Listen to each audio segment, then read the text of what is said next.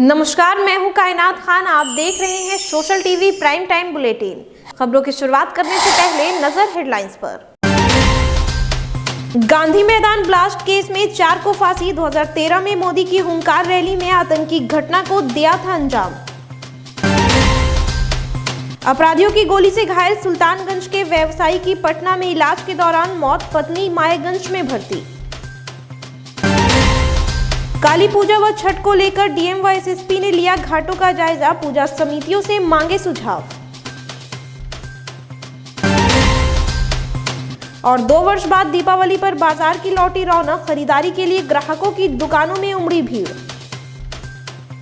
अब खबरें विस्तार से।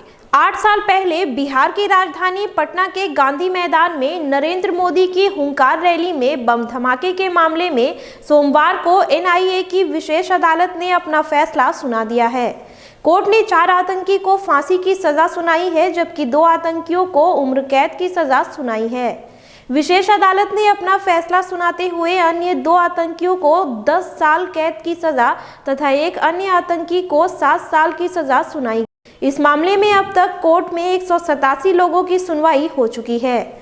बता दें कि पटना में जिस समय नरेंद्र मोदी की हुंकार रैली हुई थी, उस समय नरेंद्र मोदी भारतीय जनता पार्टी की ओर से एनडीए के प्रधानमंत्री पद के उम्मीदवार थे। इस हादसे में 6 लोग मारे गए थे, जबकि 80 से अधिक लोग जख्मी हुए थे। सुल्तानगंज प्रखंड के करहरिया गांव में शुक्रवार की देर रात जमीन विवाद में अपराधियों की गोली से घायल व्यवसायी अमर कुमार की पटना के एक निजी क्लिनिक में इलाज के दौरान मौत हो गई। परिजनों के अनुसार गोली लगने के बाद से ही घायल अमर की स्थिति गंभीर बनी हुई थी और उसे वेंटिलेटर पर रखा गया था।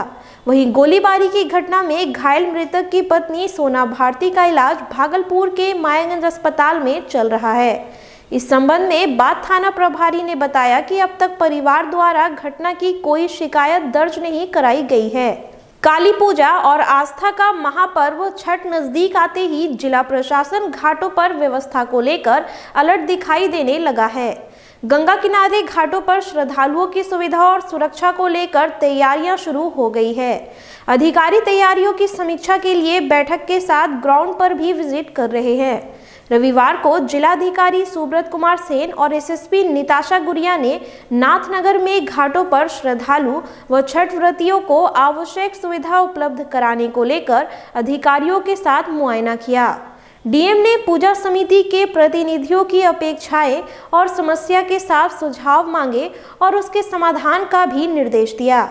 समिति के सदस्यों ने स्ट्रीट लाइट ठीक करने, पार्किंग की व्यवस्था, गोताखोरों की तैनाती करने और सुरक्षा संबंधी मांगे रखी। डीएम ने पूजा समिति के सुझाव पर गंभीरता से विचार करने तथा हर संभव सहयोग करने का आश्वासन दिया।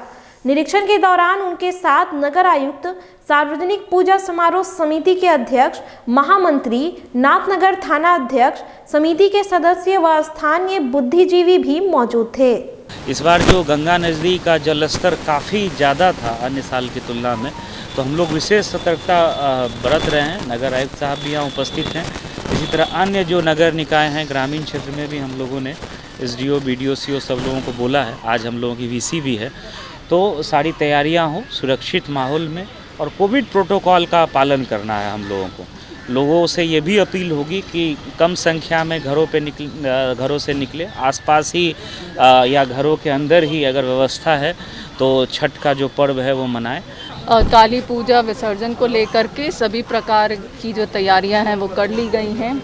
हम लोगों के द्वारा जो है सभी पूजा पंडाल और हमारे शांति समिति के सदस्यों के साथ भी बैठक कर ली गई है और हमें पूरा विश्वास है कि अच्छे ढंग से हम लोग जो है विसर्जन का कार्यक्रम कराएं। समिति 1983 से नाथनगर सार्वजनिक पूजा समारोह समिति के नेतृत्व में जैसे दुर्गा पूजा शांति सद्भाव से मनाए, काली पूजा भी और छठ भी यहाँ लाखों की चंपा नदी घाट पे लगती है। और काली पूजा भी हमारे तमाम जिला के जितने भी अफसर हैं, डीएम साहब हो, एसपी हो, तमाम आला अधिकारी, हमारे नगर आयुक्त का भरपूर सहयोग मिलता है। सारे प्रशासन का भी भरपूर सहयोग मिलता है।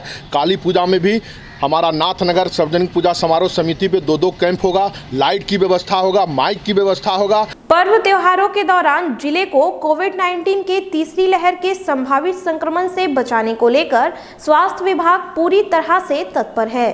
बाहर से आने वाले लोगों के लिए रेलवे स्टेशन पर विशेष जांच शिविर और वैक्सीनेशन कैंप लगाए गए हैं। यहां अन्य जिले व राज्यों से आने वाले लोगों के संक्रमित न होने की पुष्टि होने पर ही बाहर जाने की अनुमति दी जा रही है। इसके लिए जिला स्वास्थ्य समिति की ओर से स्टेशन परिसर में उनकी जांच और वैक्सीनेशन की भी व्यवस्था की गई है।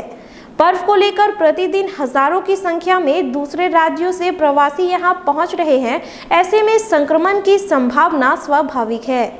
ज्यादा से ज्यादा लोगों की कोरोना जांच और वैक्सीन लग सके, इसके लिए लोगों को जागरूक करने के लिए रेलवे पुलिस बल भी शिविर में सहायता कर रहे हैं।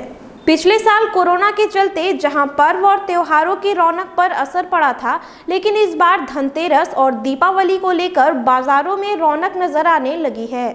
पर्व को लेकर दुकानदार पूरी तरह तैयार हैं और अच्छी दुकानदारी के भरोसे माल का स्टॉक कर चुके हैं। ग्राहक दुकानों पर पहुंचकर अपनी सामर्थ्य के मुताबिक सामानों की खरीदारी कर रहे हैं।